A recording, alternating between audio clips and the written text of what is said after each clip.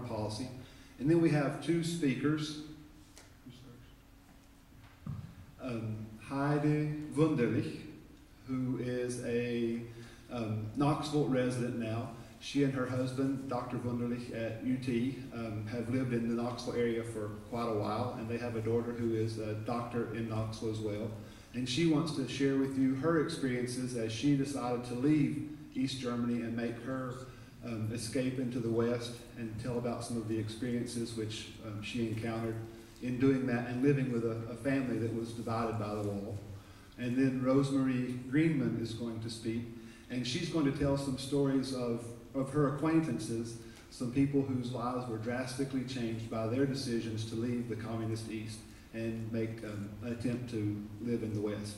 When our three speakers have finished, those of you who are remaining and are interested to, I want us to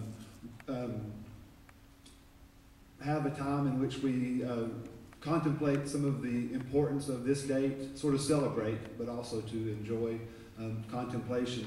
The people of old East Germany, in the days before the Berlin Wall came down, in the months ahead of that, they got together and miraculously they were able to express their wishes for a peaceful change. And the people of Leipzig began in September of 1989 on Monday nights getting together and holding prayer services in the churches. And they became so full they couldn't all fit in the churches. And then they began walking through the streets carrying candles. And the guards did nothing to stop it. And so I want us to be able to do that today, and then in celebration of our freedoms, to carry candles down to the Springbrook Bridge, which our students have painted now twice in celebration of the Berlin Wall. For those of you who are not Alcoa natives or residents, you don't know that we have this bridge which we're allowed to paint, and it's great because you can put up birthday greetings or you can put up political statements. But the thing is, you only get it while your paint is wet, because once your paint dries, it's somebody else's turn. So somebody else had some freedom of speech this morning and made us all disappointed, but we've got it going again. So thank you again for your coming. Students, thank you so much for your work, your enthusiasm, and the ways that you have helped us to pull this together. And we'd like to ask Mr. Bush to come.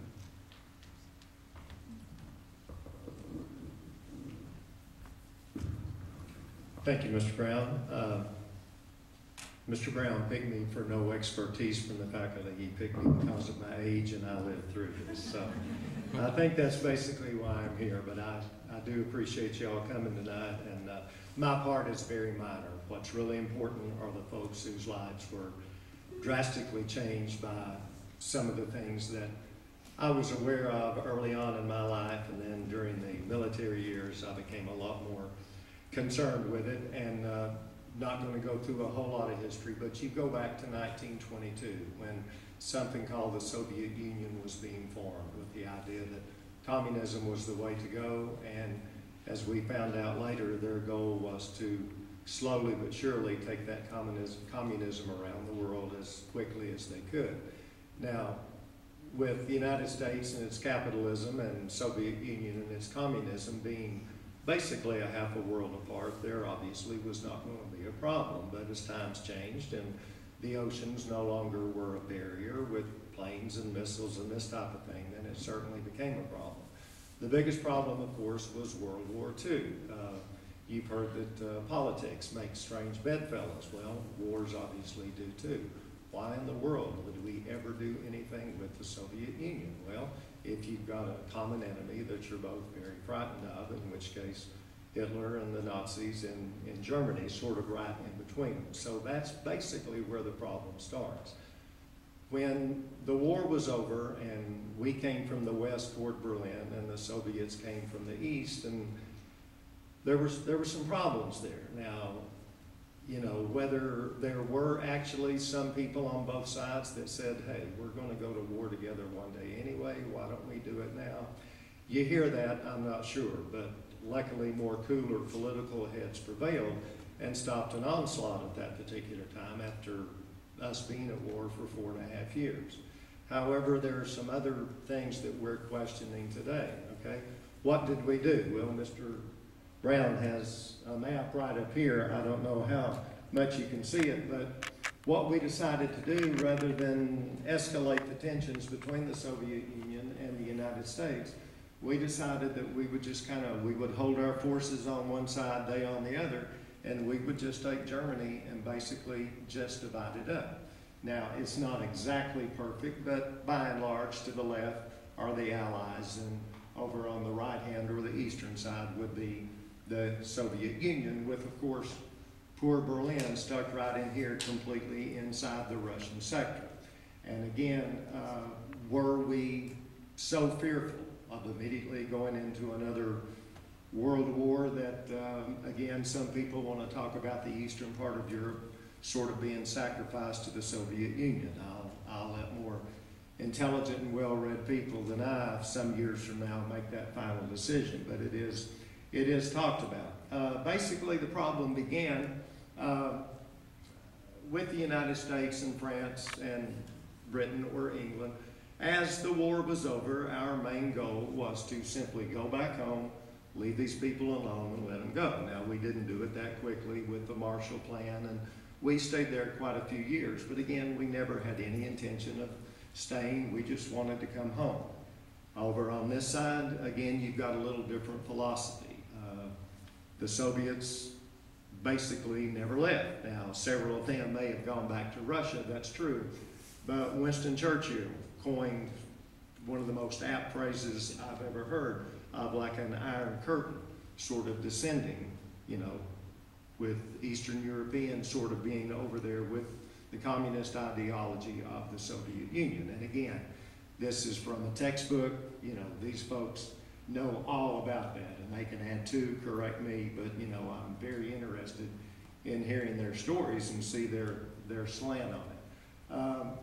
This was the world that I and others my age were brought into. You know, very simply, what things I can vaguely remember from my geography class, I had no trouble with these countries over here, but we just really didn't spend a whole lot of time studying those countries because everybody knew they were just part, you know, of them. The bad guys, those people over there, we didn't pay, honestly, too much attention to it. I got to pay very close attention to it when I was drafted during the Vietnam era. And the only good thing I can say about this was that it kept me out of the jungle of Vietnam. That was a good thing. I assume having college had something to do with it, plus the fact that, I don't know if they had computers then or not, but I guess looking into my background, they could see that I was going to be able to get a top secret clearance and this type of thing.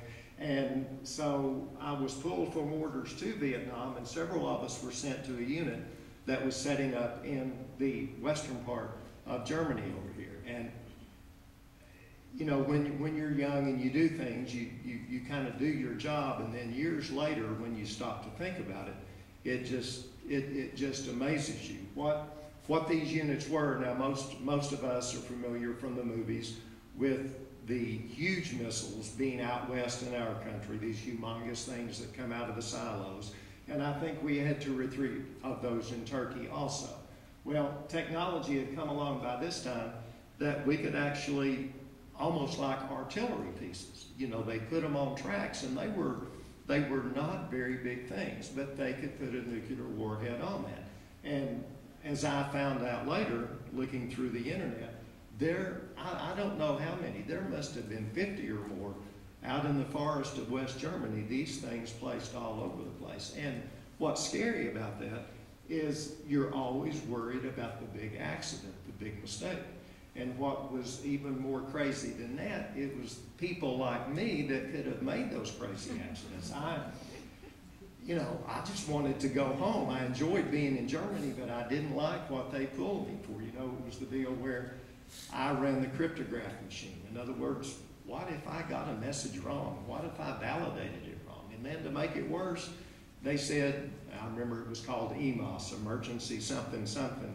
And I had to, and you've seen this in all the movies, I had to be the guy that had half of the combination to the safe. And, you know, and that started this thing, and it took, and that was, again, that's nothing compared to these folks. This is just one guy from the States that found himself against his will kind of being part of this. But